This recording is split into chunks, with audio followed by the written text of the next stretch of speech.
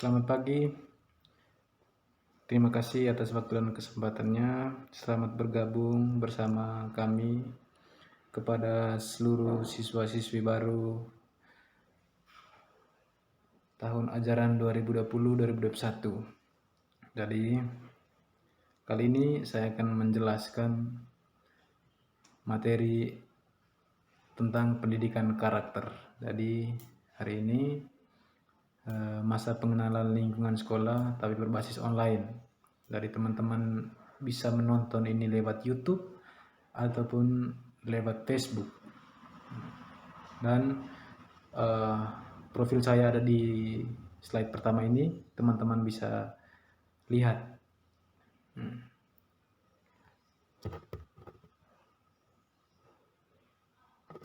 Oke, slide yang kedua yaitu tentang pendidikan karakter. Kira-kira pendidikan karakter itu seperti apa? Dari di sini kita sama-sama belajar, kita sama-sama bagi ilmu untuk bisa tahu apa itu pendidikan karakter. Oke, berbicara tentang pendidikan karakter itu sangat luas sekali, tapi di sini saya hanya bisa menjelaskan tentang pendidikan karakter secara umum saja apa yang saya tahu. Pendidikan dalam merubah karakter pada diri seseorang sangat diperlukan dan bukan merupakan pekerjaan yang paling gampang. Jadi berbicara tentang karakter itu berbicara tentang kepribadian, berbicara tentang sifat atau watak seseorang. Teman-teman bisa baca di slide ini, pendidikan karakter merupakan bentuk kegiatan seseorang yang di dalamnya terdapat suatu tindakan yang mendidik, diperuntukkan bagi generasi selanjutnya. Jadi kalian bisa menunjukkan kepribadian kalian yang baik kepada generasi selanjutnya. Apa itu tujuan pendidikan karakter? Jadi sebelumnya saya bisa mengulas sedikit tentang pendidikan karakter ini. Ciri khas yang dimiliki oleh suatu individu atau ciri khas tersebut merupakan sifat asli pada kepribadian individu dan merupakan mesin yang mendorong bagaimana orang tersebut bertindak, berucap, bersikap, dan bagaimana orang tersebut dalam merespon sesuatu. Kira-kira apa tujuan pendidikan karakter itu? Untuk membentuk penyempurnaan diri individu secara terus-menerus dan melatih kemampuan diri demi menuju ke arah hidup yang lebih baik.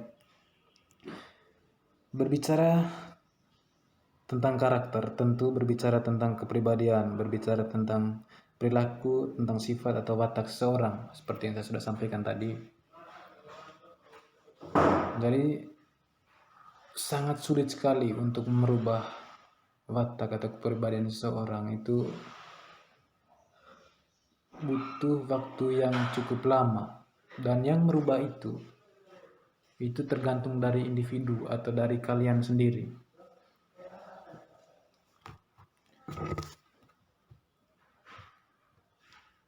Slide yang ketiga ini konfigurasi karakter. Saya mengutip ini dari Kemendiknas tahun 2010. Di sini ada olah pikir, bagaimana kalian cara berpikir cerdas untuk menyikapi segala sesuatu. Habis itu olah hati, ada jujur dan bertanggung jawab. Tentu kalian punya nilai-nilai kejujuran, baik di lingkungan sekolah maupun di lingkungan masyarakat, serta bertanggung jawab segala bentuk perilaku kalian yang baik ataupun buruk. Dan ada juga olahraga, bersih, sehat, dan menarik. Tentu hidup bersih dan hidup sehat serta menarik untuk dilihat oleh orang lain. Olahraga dan karsa, itu peduli dan kreatif. Harus peduli terhadap sesama dan juga menjual segala kreatif kalian, menjual gagasan, menjual ide kalian. Apakah karakter atau kepribadian dapat diubah? Oke. Merubah karakter seseorang memang sulit, misalnya karakter tertutup atau penakut. Tentu kalian juga yang menonton video ini ada beberapa orang yang seperti itu, tertutup dan penakut. Namun ia percaya bahwa jika ingin berubah kepribadian seseorang, maka yang perlu diubah adalah pola-pola perilaku, kebiasaan, dan keyakinan diri. Merubah itu adalah kunci utama dalam merubah kepribadian seseorang. Jadi, yang sering saya alami selama ini sebagai guru BK, sering mengatasi masalah-masalah setiap individu, setiap siswa, baik itu siswa yang tertutup ataupun ada rasa takut untuk menceritakan masalahnya. Jadi ada kaitannya antara tertutup dengan takut untuk menceritakan segala persoalan. Mungkin takut untuk menceritakan kepada orang tua, atau mungkin takut untuk menceritakan kepada teman. Jadi ketika teman-teman yang menonton video ini, jika kalian karakternya sebagai orang yang tertutup atau karakter kalian sebagai orang yang penakut, kalian bisa sharing saja kepada guru BK ketika nanti kalian boleh atau diperbolehkan untuk masuk sekolah. Itu.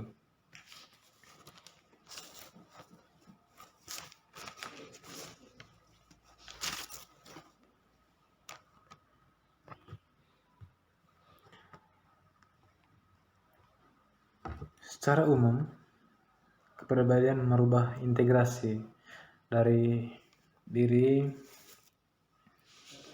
individu atau keseluruhan, cenderung individu untuk berperasaan, berkehendak, berpikir, bersikap, dan berperilaku dan berbuat sesuai dengan pola pikir seseorang. Merubah karakter seseorang memang sulit. Misalnya tadi, itu penakut. Habis itu tertutup. Seseorang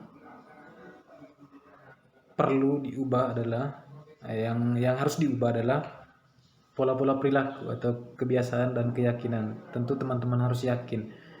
Teman-teman harus yakin bahwa segala perilaku buruk kalian, segala kebiasaan-kebiasaan kalian yang kurang baik, tertutup tadi atau penakut tadi, kalian bisa meyakini bahwa harus ada percaya diri untuk merubah dari segala karakter tersebut. Pandangan dari teori psikologi sendiri yang menjelaskan bahwa kepribadian dipengaruhi oleh bawaan sejak lahir atau dibentuk oleh lingkungan. Nah, ini menurut pandangan psikologis atau menurut pandangan teori yang mengatakan bahwa kepribadian seseorang itu bawaan sejak ia lahir, dan bisa juga karakter-karakter atau kepribadian itu dipengaruhi oleh lingkungan sekitar. Jadi pendidikan karakter juga tidak lepas dari layanan bimbingan konseling. Peran guru BK dalam membimbing seseorang yang berkebutuhan khusus atau karakter kepribadiannya buruk perlu adanya kerja keras serta kerjasama dengan para bapak ibu guru yang lainnya, baik itu kepala sekolah sampai dengan wali kelas.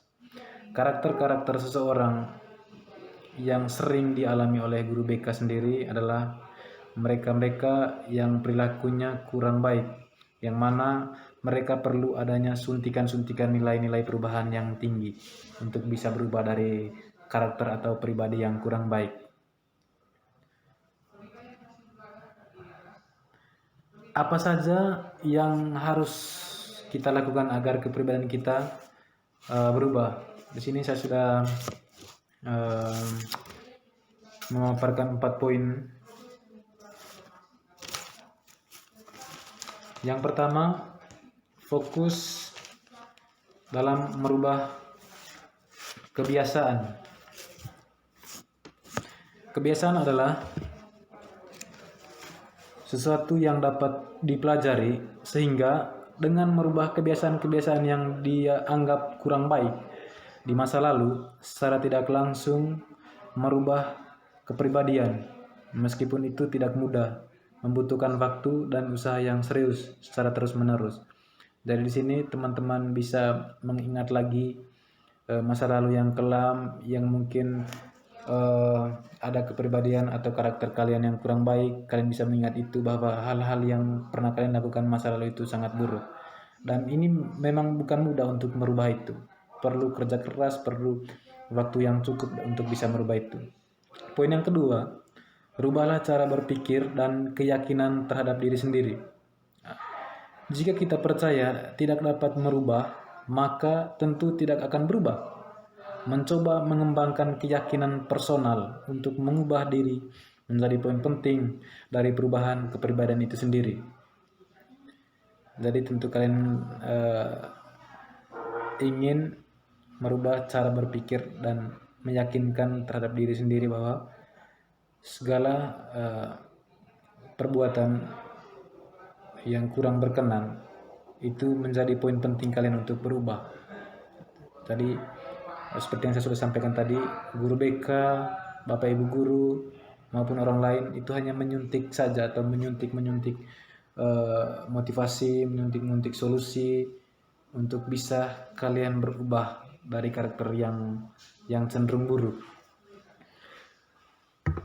Yang ketiga, fokus pada proses. Fokus pada proses itu bukan hasil.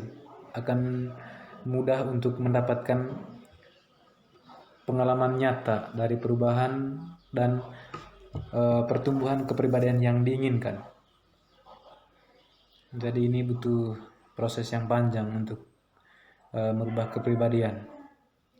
Dan yang terakhir, motivasi tinggi untuk berubah. Motivasi dalam diri adalah motivasi yang paling kuat untuk berubah.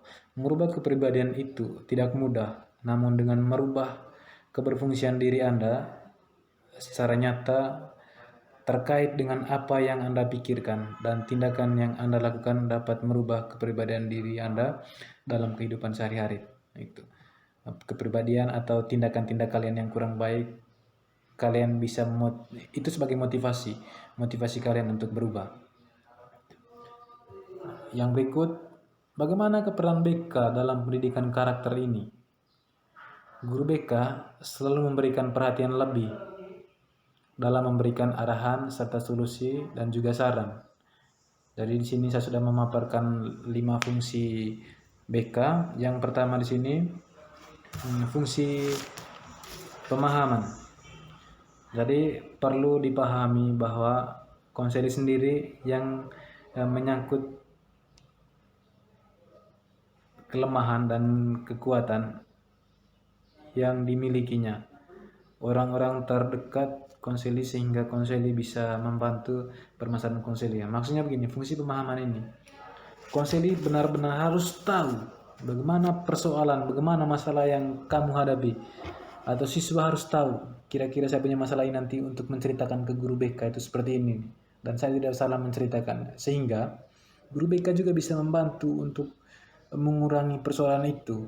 Nah, jika kalian salah memberikan informasi terkait dengan masalah yang kalian alami, tentu guru BK juga salah untuk memberikan saran, memberikan solusi kepada persoalan yang kalian hadapi. Jadi seperti itu. Dan fungsi pemahaman ini juga tentu ini butuh kerjasama juga dengan orang-orang terdekat kalian, orang-orang terdekat konseli untuk mengatasinya ya, masalah kalian yang kalian alami. Nah, orang-orang terdekat itu seperti orang tua atau keluarga atau juga sahabat kalian. Perlu ada kerjasama. Yang kedua, fungsi pencegahan.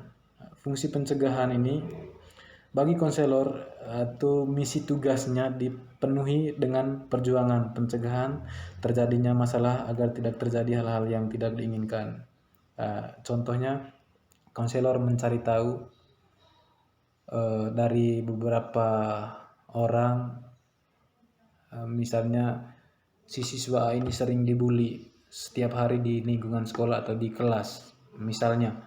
Lalu dia takut untuk menceritakan kepada orang lain, terlebih khusus kepada guru BK ataupun wali kelas. Lalu di sini guru BK sendiri mencari tahu kira-kira bagaimana cara mencegah agar tidak terjadinya terus-menerus bullying kepada siswa ini dengan cara mendekatkan diri kepada wali kelas ataupun juga mendekatkan diri kepada ketua kelas dan orang-orang terdekat ataupun guru BK juga mendengar sendiri dari bisikan-bisikan dari orang lain terkait dengan adanya bullying di kelas tersebut.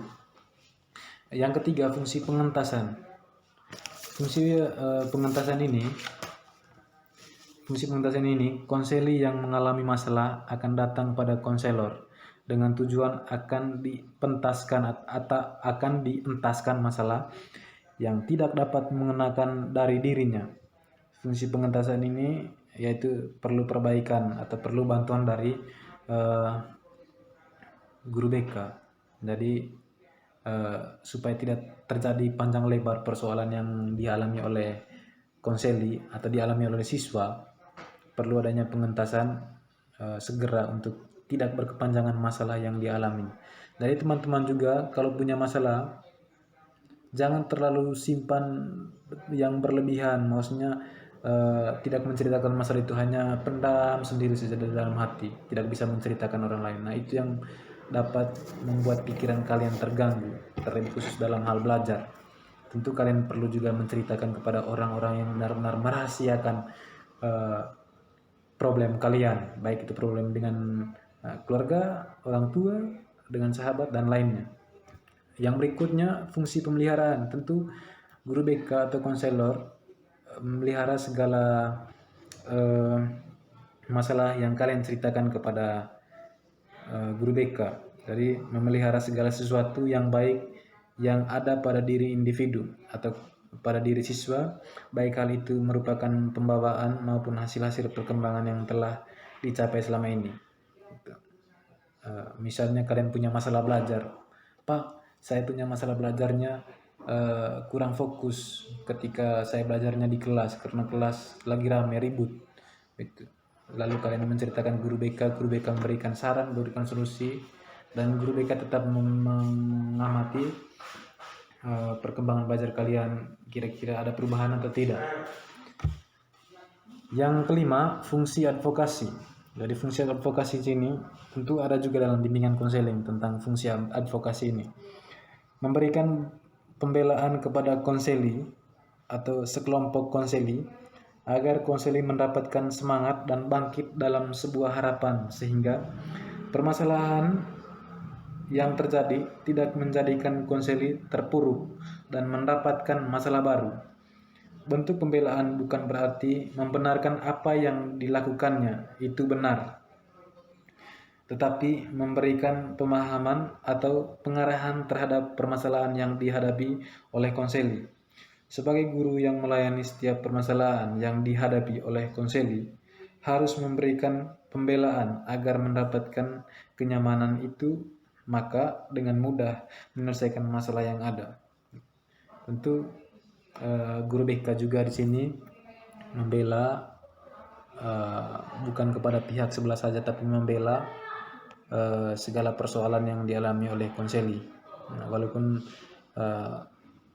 itu salah, tetapi di sini istilahnya guru BK hanya membela untuk dapat bisa menyelesaikan sesuai dengan keinginan konseli, supaya masalahnya itu tidak bisa, supaya masalah itu tidak ada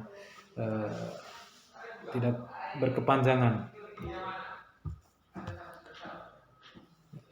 Yang berikutnya, nilai-nilai pendidikan karakter. Tentu ada nilai tentang kejujuran kalian, kedisiplinan kalian dalam lingkungan pendidikan, dalam lingkungan sekolah, disiplin. Lalu mengeluarkan ide-ide kreatifnya kalian, mengeksplorkan ide kreatifnya kalian. Lalu ada jiwa kemandiriannya kalian, dan ada juga demokratis dan rasa tanggung jawabnya kalian. Tentu ini ada pada diri kalian. Oke, jadi mungkin itu saja sekilas materi yang saya paparkan dan referensi-referensi yang saya sudah bacakan ini. Semoga ini dapat bermanfaat untuk teman-teman yang ada di rumah, terlebih khusus siswa-siswi baru yang saat ini menonton dari rumah, baik kalian menontonnya ini lewat YouTube ataupun Facebook.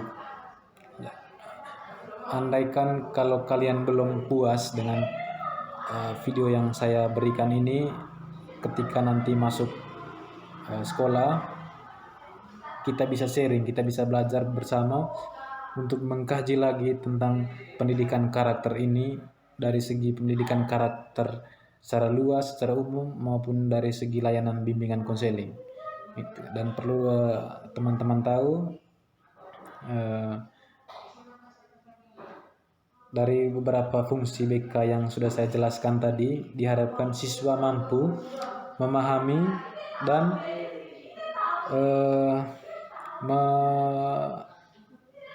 memanfaatkan layanan BK di sekolah. Dengan demikian, pendidikan karakter yang diterapkan di sekolah mampu mewujudkan melalui bimbingan konseling yang notabene-nya sebagai proses pemberian bantuan kepada individu dalam memahami dirinya dan lingkungannya. Akan tetapi, pendidikan karakter bukanlah tugas yang semata-mata diemban guru bimbingan konseling seseorang diri, namun juga perlu keterlibatan berbagai pihak sekolah untuk mencapai tujuan pendidikan dalam mencerdaskan kehidupan bangsa dan membekali siswa dengan karakter yang kuat, berlandaskan nilai moral dan kemanusiaan. Jadi itu saja dari saya sebagai guru BK. Mari kita belajar sama-sama untuk mengetahui tentang pendidikan karakter ini. Terima kasih dan sampai ketemu di lain kesempatan.